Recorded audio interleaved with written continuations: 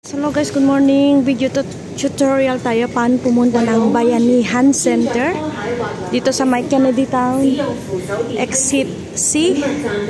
Ayan, pagka exit nyo dito sa may Exit C, ayan, may makikita kayong escalator dito. Dito lang kayo sa may Exit C. Akit lang tayo dito sa may escalator. Then sundan nyo lang yung way mamaya. So ayan, pagkaakyat natin is makikibubungad yung kalsada. Ayan, dito tayo sa may Exit C. Paano ba? Ay, ito tayo sa may Exit C, Kennedy Town Station. So ayan guys, may makikita kayo na kalsada dyan. Huwag kayo na lang dito dumaan kasi pag Google ang sinusundan nyo is dinadaan kayo ng Google dito. So ang way natin is dito siya, from Exit C.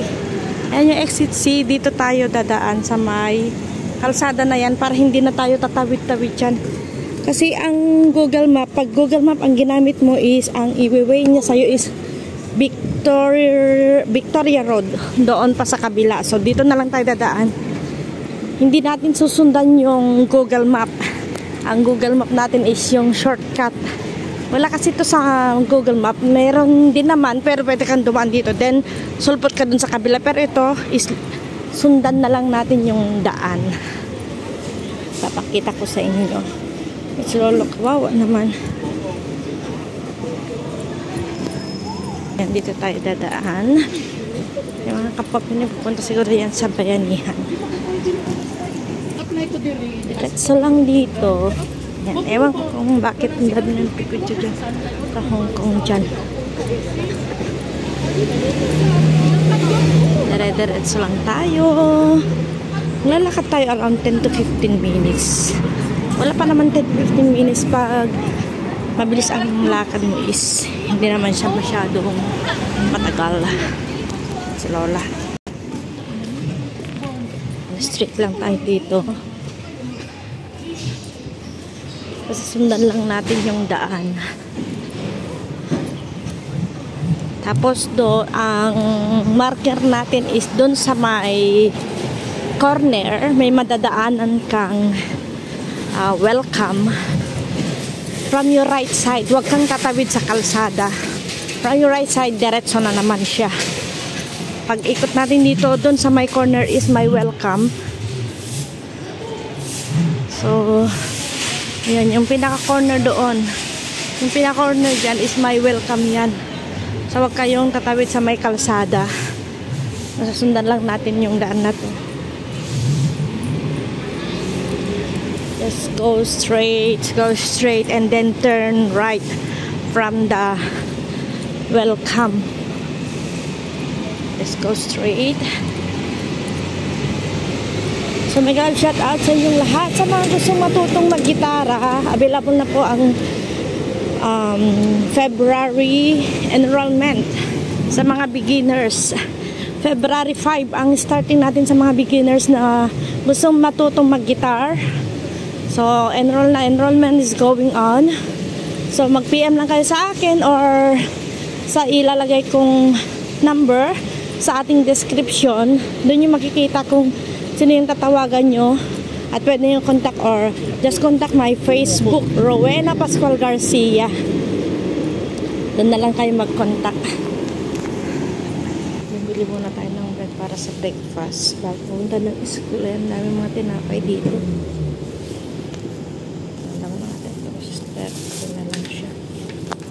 So ayan, tutuloy natin ating paglalakad. Just go straight from this corner. Ito yung sinasabi kong corner. Pwede rin pala kayong sumakay ng bus kung ayaw nyo maglakad. Pero itong tutorial na to is pag nag-MTR kayo. Pag nag-bus naman kayo is muha kayo ng bus 101 or bus 10 doon sa pinaka-last station. Ito yung corner na sinasabi ko sa inyo. Ito yung Victoria Road kasi. Ayan, yung Victoria Road. Ito yung sinasabi ko.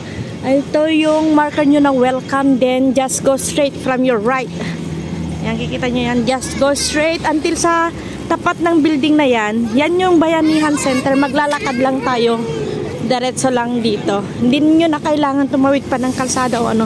Pero dahil may construction site doon, is mamaya para makalipat tayo is tatawid tayo doon sa kalsada. Kasi nga, bawal dumaan doon.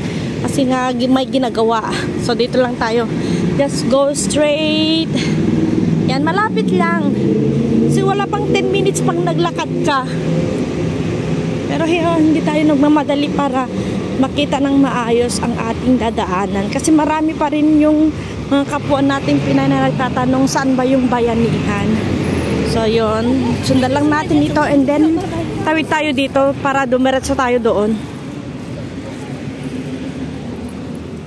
Sundan lang ang road na ito. Huwag kayong aakyat dito. Dito lang tayo dadaan. Just go straight dito. Diretsuhin lang.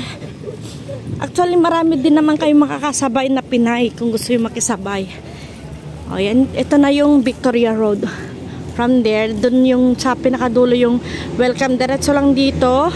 And then go straight there is papunta na ng Bayanihan. Yan, mga dumadaan na bus, tsaka green bus, yung maliliit na bus, minibus. Pwede ka rin kayong sumakay dyan. Ang sarap ng lamig ngayon. Ayan, yung sinasabi kong bus 10. Ang bus 10 kasi is, makikita nyo mamaya, liliko dyan. Yan yung pinaka-last station ng bus 10. Nakita nyo yung bus doon, nagre-red light siya. Ayan, liliko yan. Yan yung pinaka-last station ng bus 10. Liliko na siya. O, dyan sa baba, yun na yung pinaka-last station ng bus 10. Sa harap niya is Bayanihan Center na po siya. So, papakita ko sa inyo how to get there to our classroom. Sa may Bayanihan, kami nagtuturo ng guitar is sa may room 402 or room 403. Minsan kasi lumilipat tayo ng rooms. O kaya kung inuupahan nila ng sa kabilang room is nadadali kasi yung ginagamit natin. So, lilipat tayo sa kabilang room lang naman. Or minsan sa baba. Pero mostly talaga ang ginagamit nating rooms is 403 or 402. So, yun yung sinasabi ko. Pwede rin tayong dumaan dyan. So, kaso nga lang may construction site dito. Kaya lilipat tayo dito. Same lang naman. Just go straight lang tayo dito.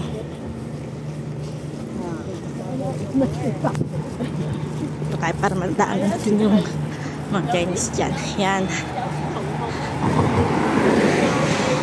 So, kumusta ang iyong Sunday? Kumusta ang iyong weekdays na trabaho? Hindi masyadong malamig ngayon, so hindi na natin kailangan magsuot ng madaming damit. Warm lang. Look. Warm lang yung weather ngayon. So, yun guys. Kaya may bus na naman lumabas dyan. Yan yung sinasabi ko dyan, yung last bus station. Pwede rin pala kayong sumakay ng 104. Oh. Yan. Yung 104 Shamshu po yan. Mapunta ng Shamshu po. Bus 104, pwede rin kayong sumakay. Sa mga gustong mag-aral ng guitar lesson, dito lang kayo. Marami din pwedeng pag-aralan dito. Hindi lang guitar lesson, cooking, basta marami. Yan, bus 101, pwede rin kayong sumakay dyan. So yan guys, hanggang doon, lumipat tayo dito. Then, ito na yung Bayanihan. Ayan, ang Bayanihan Center. Diyan naman sa baba niyan is yung bus station. Lumipat lang tayo dito and then, dyan na. Ito na yung Bayanihan, akyat tayo. Pagka-akyat is magre-register tayo ng pangalan. Kung saang room ka pupunta, anong klase mo, then magsasign ka name, and then number signature. Siyempre, importante yon. Ayan, ito na tayo sa may Bayanihan. Or kung gusto mo hatid, paghatid ba, mas mura yung bayad. May charge yun. May charge yun. Thank you. So, ayan guys, akyat pa tayo. Ito yung mga courses nila na pwede nyong anuhin dito. Ayan. So, papasok na tayo dun sa school. At syempre, aakyat na naman tayo. Maraming hagdan. Excuse me. Ayan. So, sundan lang yung hagdan. Hagdan pala yan. Aakyat tayo dito. Maraming akyatan yan. Dito pwede kayo mag-aral ng caregiver, cooking lesson, paggugupit, taekwondo, ano pa. Basta maraming ano dito. Martial arts. Martial arts. May mga nagkakandas din dito ng volleyball.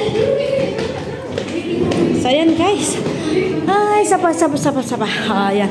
Bubungan na yan. Yung makikita mo yung tarpaulin na yan. So, yan na yung ano natin, tarpaulin natin.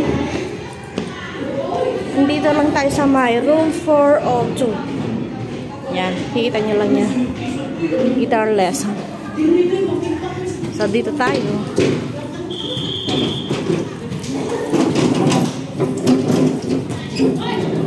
Kung gusto mag-inquire, pamasok lang kayo dito sa may room 402. So, bubungad yung mga magagandang dilag. Good morning! Sinapay? Nadalawa lang si Jente? Nadalawa pa lang sila? Oh. Okay. Tinapay. Ayan sa mga gustong mag-enroll ng guitar lesson. Ayan kontakin niyo lang si Madam Rose. Pwede rin kayo mag-aral ng guitar lesson dito sa may bayanihan. Ayan. Dalawa lang sila pag umaga. Sa'yo!